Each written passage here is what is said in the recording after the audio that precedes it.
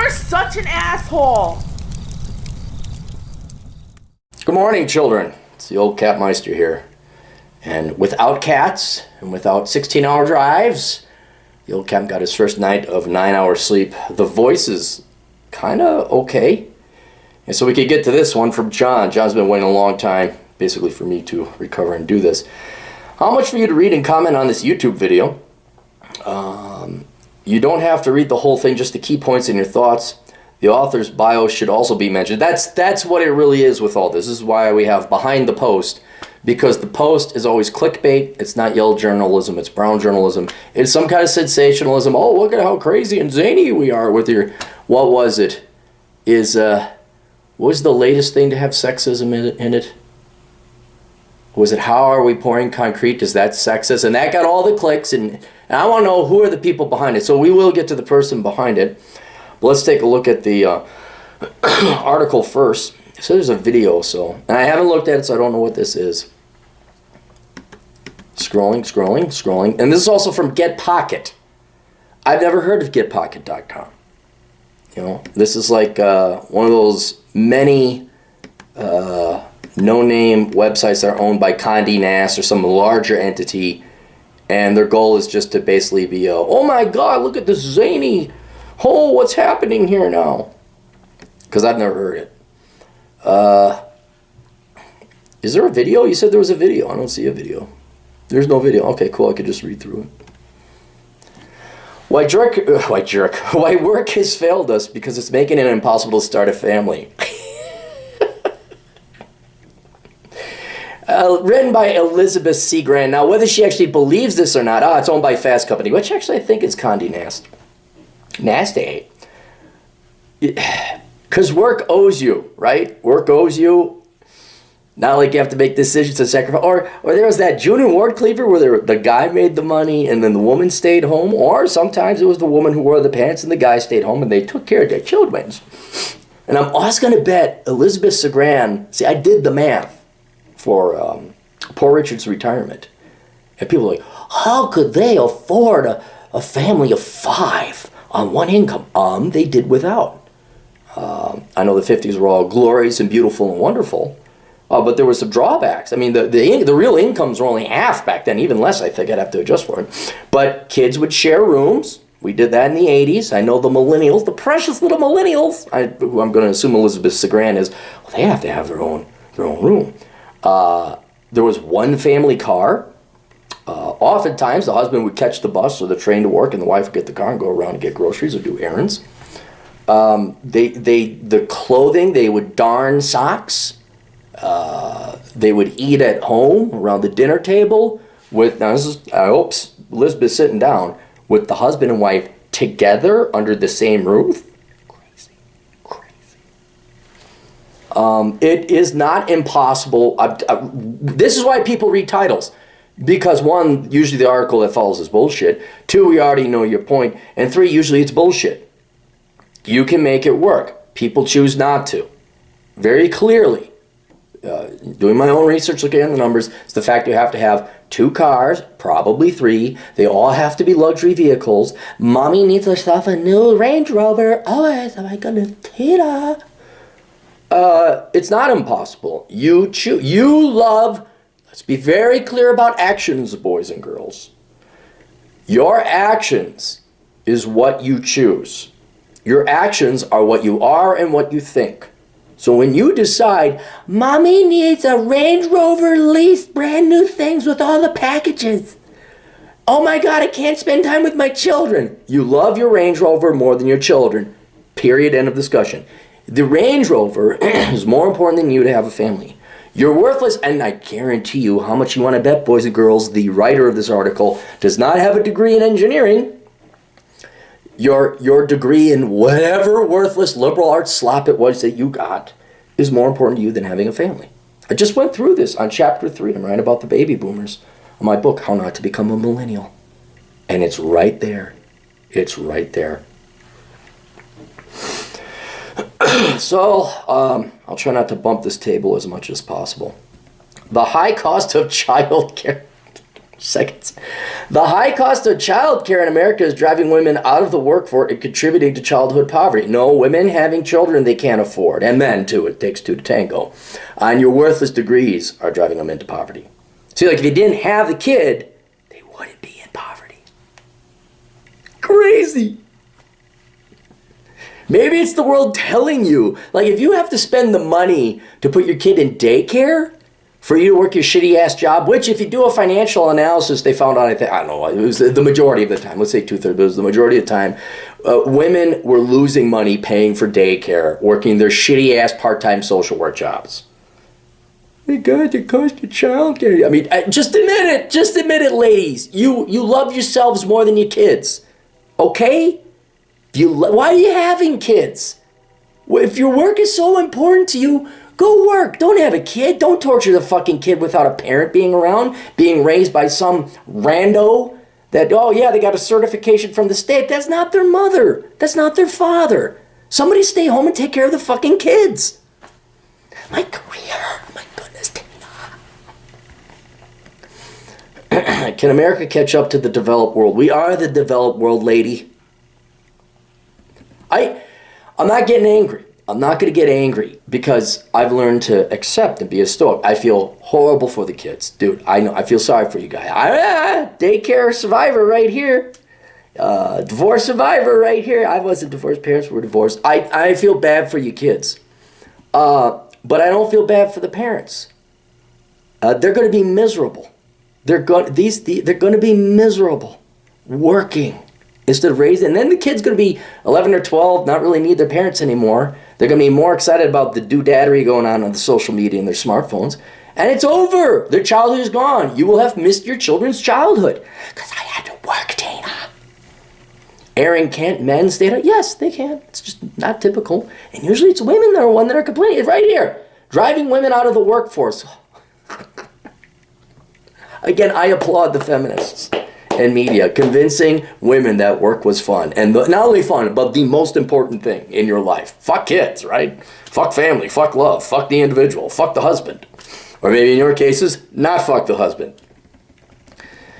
Julia Smith, a public defender in a major city in the Northeast, has made every major life decision over the last few years based on the cost of childcare. When she and her husband, who works as a carpenter, decided to have a baby, they realized that their salaries would not cover the cost of daycare. Well, why did you... Oh, wait. Julia, did you go and spend $300,000 on student loans for a law degree? When they decided they have a baby, they realized their salaries would not cover the cost of daycare. Then you should not have a kid. You can't afford a kid. That's the real world saying. You can't afford a kid. But let me guess, we're going to push through anyway. Which came to more than $1,000 a month. So Smith quit her job in the state government to work at a corporate law firm where she would earn more money even though the work was less fulfilling to her. Oh! Choices. Actions. Get by on the carpenter's salary, or she goes work corporate, the carpenter stays home. Husband stays home. No. Because fuck the kids, right? Fuck the children. Maybe that's what I'll call this. This would be called fuck the children. I don't know, maybe more. Oh, you know what? That ain't gonna work. That'd get flagged in half and say, well, come up with a different title. Earn more money. She was asked to use the pseudonym to speak openly about any fear, blah, blah, blah. Getting a higher paying job was an absolute part of my family planning process. There's no planning. She tells me I had to quit a job that I love to have enough money to pay for my daughter's daycare. Right there. I had to quit a job that I loved more than my daughter. Let's translate that. That's such a telling sentence. I had to quit a job that I loved to have enough money to pay for my daughter's daycare. Do you love your daughter? You might love your daughter, but you obviously love your career more. Now that her daughter is 3 years old, she decided to go back to get her dream job as a public servant. These days, after paying off mortgage, student loans, and daycare, the family is left with $250 a month in savings. There's no doubt in my mind that if we made more money, I would already have another baby by now, she says, but we just can't afford it. We're looking for an opportunity to cut down on costs so that we can put more towards our savings. Well, why don't you have a smaller house, or you just not get that ridiculous law degree that doesn't make you enough money? Working women without a working child care system. It's not part of the government's responsibility. We got to take care of these so they can go play make-believe adult. In most industrialized nations, an attorney carpenter would not feel crippled by the cost of child care. But in America, the skyrocketing cost of child care is just one of the harsh realities of parenthood. Well, you women keep flooding the childhood care market, the daycare market, with children you don't want to raise. That drives up demand. There are only so many other women out there who also, by the way, have early childhood education, elementary education type of degrees, so they can abandon their children to take care of other women's rando kids. I wonder if there'd be a solution that wouldn't result in everyone getting taxed when you transact your services and outsource your parenting. As of 2018, it costs more than $31,000 to raise a child from infancy to age 18 than it did 1960. Okay, more. Between 1985 and 2011 alone, the cost of child care went up by 70%, even though wages barely grew. Given that the cost of food, diapers, transportation, and housing has either gone down or stayed the same, this increase largely comes down to the ballooning cost of paying for other people to look after our children. Do you hear yourself? Do you hear yourself? Paying other people to do the job of parenting for us. I don't even want kids. And I'm going to, the left, shut the fuck up. I never want to hear leftists ever say, you're doing it for the children. Fuck you. It would start with having a parent there. This is the exact same period in which women began entering the workforce career in far greater numbers. Between 1962 and 2000, women's labor force participation rate increased from 31% to 61%, leading to an estimated $2 trillion in economic gains. Oh, it's more than that. I think it's way more than that. You didn't do your math right. I'll even go to bat for women on that. There was more than $2 trillion, and you got to adjust for inflation and GDP. But in a disconcerted twist, women's workforce participation actually started declining between 2000 and 2016, dipping from 60% to 57%. Pew Research suggests that the rising cost of childcare is likely responsible for the increase in stay-at-home moms over the last decades. That's possible. Oh, damn it, we got to take care of our kids. Oh, this sucks. Entering the workforce was an important tool of empowerment to women. I hope the empowerment makes you happy when your kid doesn't visit you in the nursing home. Giving them access to independence and wealth, but the rising cost of childcare has undermined this progress. Some businesses have recognized this problem, and they try to address the lack of affordable healthcare with their own solutions. Many also see this as a way to retain female employees and cut down on the cost of onboarding new employees. Campbell Soup, for instance, offers subsidized daycare at its Camden, New Jersey headquarters for infants through kindergarten. Fox has a child care center on the studio lot. In most cases, companies tend to get dragging your kids to work. What in fuck's name? You do know the internet's out there, and you do know evil people like me are pointing this out, and that your kids are going to grow up, and they're going to search, why did mommy and daddy abandon me? Why was I raised by strangers? They're going to find my books. They're going to find, Bachelor Pad Economics. They're going to find The Rational Male, not mine, but Roll to Mine. They're going to find How Not to Become a Millennial. You do know that. And then they're going to look at it and they're going to say, holy shit, did we just get screwed over by our parents? What are we? They're things. They're going to realize you treated them like things, not children, not human beings, things you wanted to have. And it's going to bite you in the ass, man. It's going to bite you in the motherfucking ass. Why isn't my daughter here for Thanksgiving? Because she's getting railed by Tyrone, just to piss you off. Hey, you're raising a grandkid because she had to go find herself. Oh, the number of millennial grandparents that'll be raising their grandchildren because their children said, fuck it. You like outsourcing children? Here. Oh.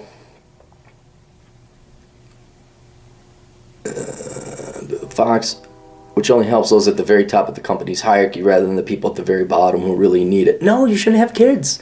If you're at the very bottom, don't breed. Your life goes a lot better. Patagonia is an exception. The company has offered child care to employees in Ventura, California, had offices since it launched 35 years ago, but has recently extended the same service to employees in its Reno, Nevada distribution center as well. The companies that offer child care are still very rare. For the majority of women, including Smith, the cost of child care will result in making many career compromises rather than raise the question of whether it is even worth staying in the workforce at all. Yeah, you have something as small and minor like a child, and you might have to compromise other areas of your life.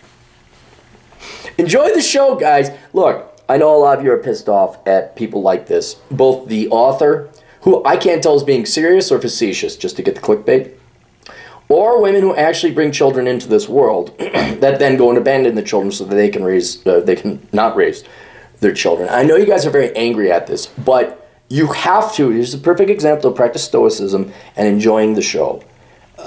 Julia, which isn't a real name, imagine the hell she has to go through working, missing out on our child, the stress it causes the family, because they wanted things. They wanted material shit. They wanted things, and the most expensive thing was a child. They wanted it as an object, and now it is costing them in terms of money and stress and toil and strife. Now you have an increased chance for divorce. The kids are not going to visit them. Their lives are hell. Let's say they make it so that companies have to provide child care. And let's say that increases our the CPI inflation that goes up by 5%. Now we've lost 5% of our purchasing power because we communally have to take care of other people's children that parents are just too damn lazy to raise on their own. You have every right to be very angry. They're lowering our standards of living, right? But in the end, their children will hate them. That's kind of worth the 5% ticket price to see that happen, to see them be miserable. I'm trying to paint the lemonades out of the lemon, the silver lining around the cloud, right? So see this too, okay? Just try. These articles are never going to stop. They will never stop. Expect these pieces to come till we're dead. But don't let them get you angry. Look at who's really paying the price.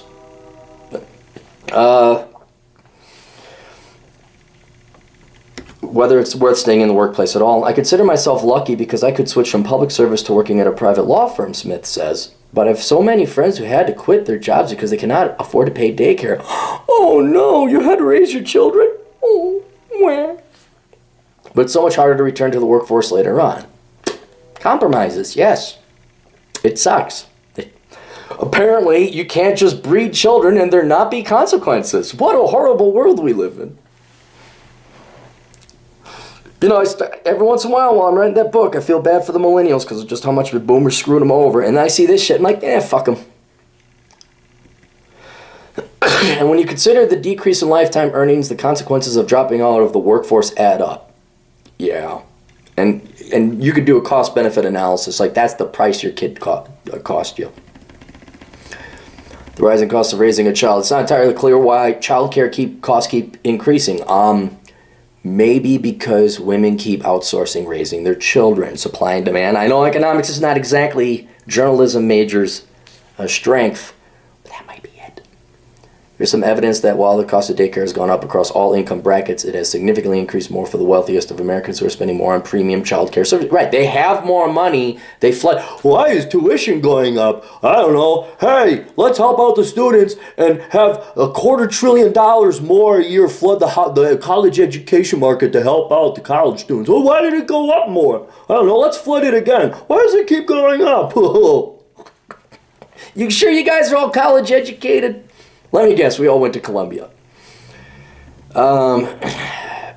This means having highly qualified caregivers watching their children around the clock to accommodate their work schedules and allow them to thrive in their careers. Guys, it is really like the Matrix. We just push them into incubators and we don't deal with them anymore. These well-heeled parents also tend to be acutely aware that early childhood education lays the groundwork for doing well later on in life. So they're willing to spend money on facilities that give their kids all the educational development advantages as possible, except their own fucking parents. You guys are just vile. There's a special place in hell for child molesters, people who talk in the theaters, and parents who outsource their children. In many ways, this is a widening gap between the richest and poorest Americans. You know what? The poor might come out ahead of that, where well, we can't afford it. We better stay at home and take care of our kids. You guys will be much better off. But even among middle and lower income families, the cost of child care is going steadily up. Public policy experts believe, we're an expert in public policy.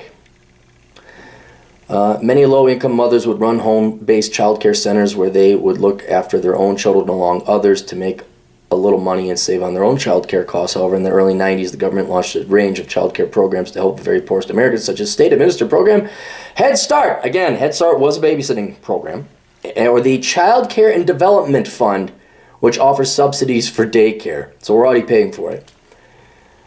That way mom could stay at home and fuck her boyfriends while watching The Price is Right and eat bonbons. These public programs have certainly helped women in the lowest income brackets and helped several million children a year attend daycare. Oh yeah, it helped them.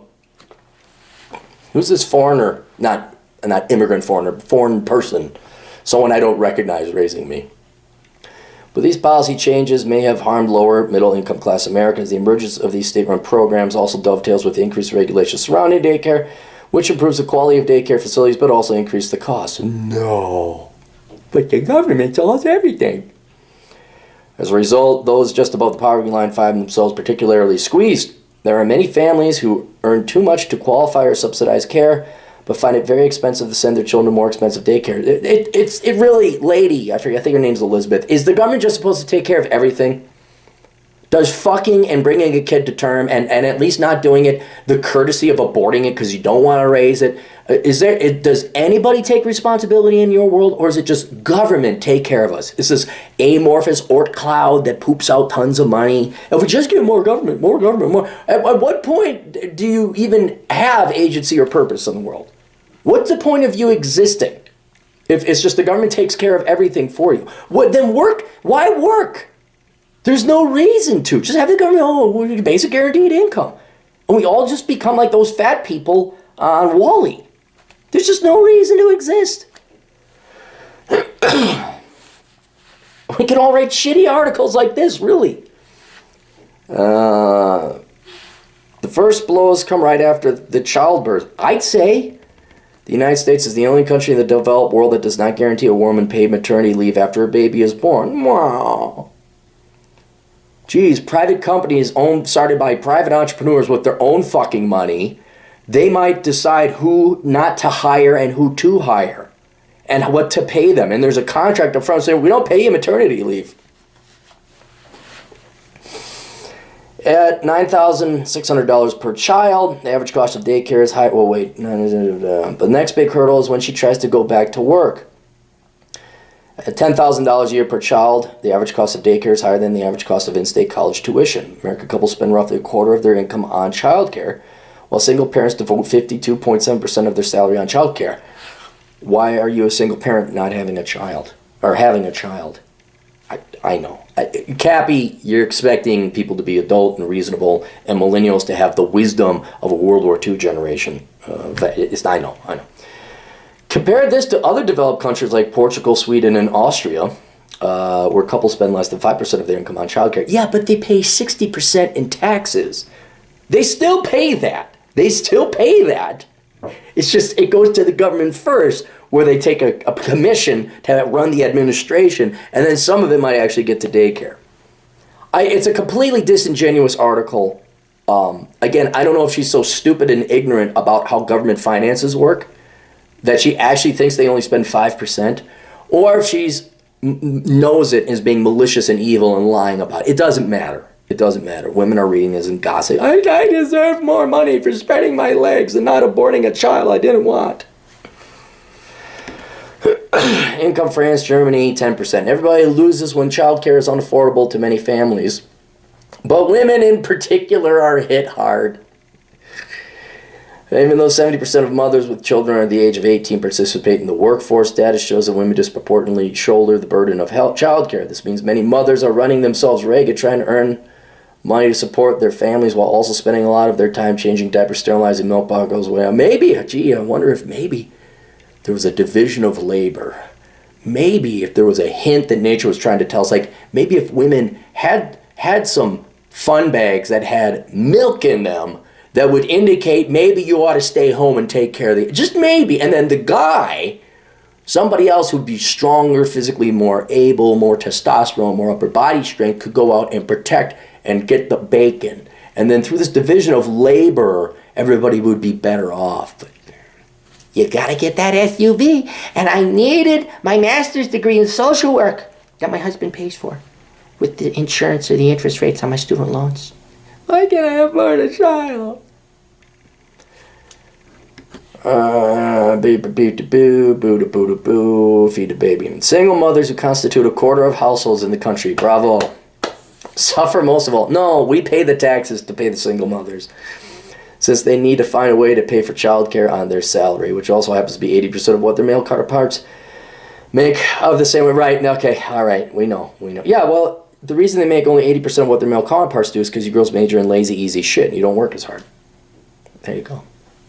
Maybe if you majored in STEM, you wouldn't have these problems. Learn to code. This is one reason that America has one of the highest rates of maternal childhood poverty of any industrialized country. That's why all the kids are fat, right? And why a large portion of the children in this country are food insecure and the rate of maternal death is rising. Poor parents who can't afford to send their kids to licensed child care facilities and don't have family members who could step in may have to rely on thousands of illegal, unlicensed daycare centers across the country. Or the parents.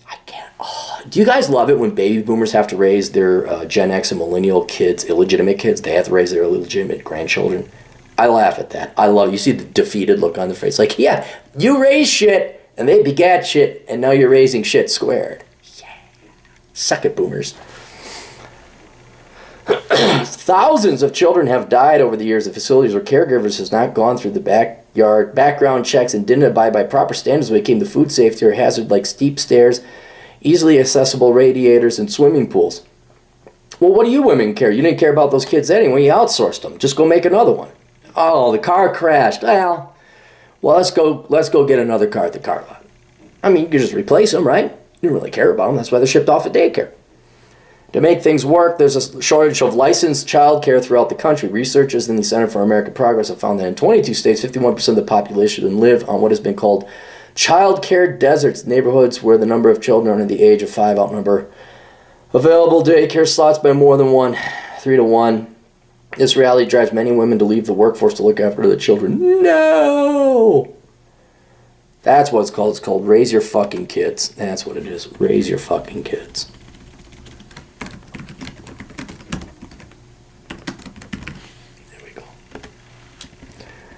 But those women are relatively lucky. Many simply can't afford to not work, so they will have to search out unlicensed, potentially dangerous facilities.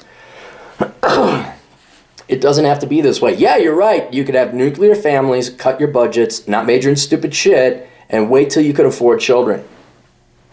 That's how it is. But let me guess, Elizabeth, you're going to tell us a way where we can have more government money, more of other people's money, make up for the mistakes that other people had children they didn't want nor could afford. Americans have to come to accept that being overworked and handing over a chunk of change of their paycheck to a child care provider just comes with the territory with having children. But it doesn't have to be this way. Other countries use taxes to subsidize the cost of child care on the assumption that societies benefit when children have access to high-quality, low-cost care. It's not low cost. Look at Swedish tax rates, if I remember, like 60% GDP. I mean, I don't care who, you're going to pay it. You're going to pay. It's just going to happen. You know, a Big Mac, look at the Big Mac index. I mean, I think no, that was Switzerland. I think a Big Mac was like $12 US when I went there. I'm like, fuck this shit. You guys are going to pay. It's going to come from somewhere. Should be able to return to the workforce without worrying about their children. State-sponsored child care levels the playing field by ensuring that all children, regardless of the family's income, receive a good early childhood education. Oh, I'm sure. And how great the state is, right? Which has been shown to lay the groundwork for a lifetime of learning, reduce crime, and generate billions of dollars in income and benefits to the state. Because it's all about the state, right? I'd like to see those studies. Consider how parenthood unfolds in many European countries. In France, the government has made daycare available to citizens since 1848. All these claims, I don't doubt there's a seed of truth to them, but I think they're dubious. These days, when a new mother returns to work after 16 weeks of paid maternity leave, the family can apply to send their infant to a state-run crèche in their neighborhood, where they will pay only what they can afford based on a sliding scale. Trained child care professionals will feed, diaper, and cuddle those infants. Oh, God. You're outsourcing the hugging and cuddling to foreigners. Not, again, random people that aren't the parents. And introduce them to development-appropriate activity as they grow older. In Germany, women can take up to 3 years of paid maternity leave, while the country has also had public daycare for more than a century. But over time, some facilities have been overcrowded, and parents... Really? Again, I said demand has gone up? And parents who applied for spots were turned down. In recent years, new laws have ensured that all parents have equal access to it. In 2013, the government passed a law guaranteeing every child over the age of 1 a spot in a public daycare facility. In 2016, a parent who cannot get access to one of these centers could sue the government for lost wages. Honestly, I would never hire a woman in Germany. Never. And it's sad because, well, my best contractor I ever had was by far a woman. I've had great women. But with the legal risks of this, in Germany, there's no way. Of course, I don't like contract, I guess. But a wage employee. I don't know what the equivalent in Germany is. But that's a huge deterrent. These countries have been continually evolving their child care policies to keep up with changing gender norms as more women went back to work outside the home. Here in America, where we hate women, citizens already accept that K-12 education is a public good provided by the government through taxpayer dollars. Well, I don't like it. I don't want to pay for it. I mean, I have to accept it because it's true. But I don't owe you on any principles or morals. I shouldn't have to pay property taxes to fund other kids that aren't mine's education. Extending this to daycare and early childhood education would ensure that the state would be able to raise children under a Marxist brainwashing program that would give socialist political parties... No, I'm sorry, I didn't say that. Extending this into daycare and early childhood education would go a long way to help relieve the burden on working parents and enable more women to stay enslaved in the workforce. I added the enslaved part. I am amazed that you women just hate... You just really don't want children. You really do view the children as things, don't you? Do you see... This gal, again... I think she's being part tongue-in-cheek. I think deep down inside she knows what she's advocating. But do you women really... I mean, I see by behavior, I mean, the lawyer example, do you see how you women don't love your children as much as you love yourself and your career? And if you love yourself more than any children, maybe you shouldn't have children? I mean, that's the least courtesy you could do for them. Do you actually think kids don't need their parents? That they could just be shipped off to daycare as like incubators in the Matrix? Dude, expect a ton of incel shootings down the road. All right? You expect it. Kids need their fucking parents. They need their moms and they need their dads. They especially need their mothers early on. And by early on, I don't mean the 16 weeks and you rush and can't wait to get back to work. They need their moms. All right? But apparently, you don't give a shit. You really love your career. I don't know how you can love work more than your kids. Fuck you. I can't think of anything more evil. I can't. I just can't. And the hypocrisy, like you're victims and you need to be taken care of and this is a tragedy. You're the most greedy, selfish people I've ever known. I mean, at least bank robbers steal money. You know, money's not a thing. Admittedly, it's time from other people. I got that. But it's not their own flesh and blood. You don't care if you fuck over your own flesh and blood. That's horrible. Horrible. And I'm supposed to be the evil conservative white wing Republican, as my buddy Khan would say. I'm the bad guy. I'm supposed to be against the children. I'm supposed to be like putting them on a pit and spinning them around because I hate kids. I'm the one going to bat for the kids because I actually give a shit about the fucking kids. And you lefties are supposed to be the ones that are all for the children's. You're not. You're painfully not. You're for abdicating your responsibility of raising kids because you're a bunch of lazy fucks. And you're for enriching an entire group of government or quasi-government or at least government-paid employees to raise other people's kids. You don't give a shit about the kids. This is a money-making operation. This is a vote-getting operation. That's all this is. Progressive lawmakers have proposed policies that do this. In 2011, for instance, Vermont Senator Bernie Sanders, who again never worked a day in his life, created the Foundations for Success Act. How would he know? He's never had a success in his life. They'll provide all children from 6 weeks old until kindergarten access to full-time, high-quality early care and education, solving the means testing problem of earlier programs that squeeze lower-income parents. But chances of turning the current Congress are slim. Because, yeah, imagine all those working Republican types who don't want to raise your fucking kids that aren't theirs. Until America finds a way to make child care more affordable, moms stay at home, take care of your own fucking kid. Idea. Cut the budget, maybe.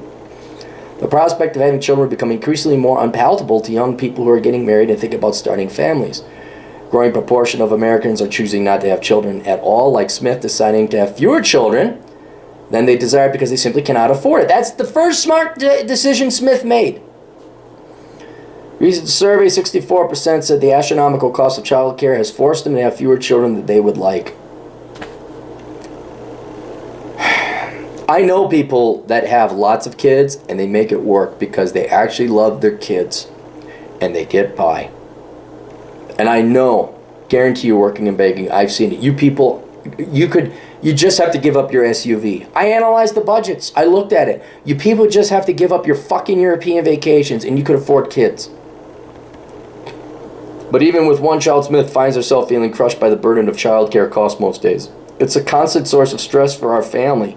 Kids cause stress? No kidding. Smith tells me, I can't imagine what it's like for families with even fewer resources. Elizabeth Seagram, PhD, I'm going to guess not a medical doctor, lives in Cambridge. All right, so then our client kindly goes to Luminous the Grand. Seagram, senior staff writer at Fast Company, whose work has appeared in a range of publications: The Atlantic, Foreign Policy, Foreign Affairs, The Nation, New Chronicle of Higher Education, Salon. Her book, River Speak. I mean, this is exactly. And she got a contract with Penguin Books. We already know. This is why I do Beyond the Post, the person Beyond the Post. When we're going to look her up, it's going to be a nobody. Her book is going to be probably lowly ranked, even though she had a publisher. It's not even on Amazon. What the fuck? The River Speaks.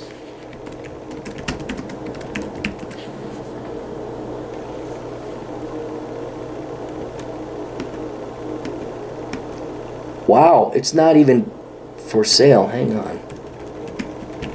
So that bombed. Hey, Penguin Publishing, give me $1 million signing bonus. Let's see what we can do. Oh, but see, Aaron, you're not a cousin or sucking one of our director's dicks, so we can't give you that. The River Speaks. Vi-Hi Poems. Here it is. It is so lowly ranked there are no reviews. A collection of poems. Lazy. Ranked 4 millionth place. Even my worst-selling book, The Black Man's Guide Out of Poverty. I mean, at worst, it's around 1 millionth place. Okay. So even with a huge help from Penguin Publishing, your book doesn't sell. PhD in Berkeley, field of South and Southeast Asian Studies, with a design emphasis in women, gender, and sexuality. She's an expert on India. I think she's from India. Having devoted a decade to studying its history, culture, and gender dynamics.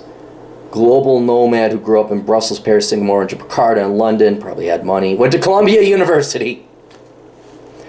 MA, Massachusetts, with her books, her husband, and a baby girl. Okay, there you go. There's nothing more that has to be said. All these publications are bogus. Let's see if there's a Seagram. Elizabeth Seagram. Type it, Clary. There you go. What is Fast Company? Let's see if she's on Twitter. I kind of like to see, well, how many followers do they have? 5,700. That's like 60% what I got.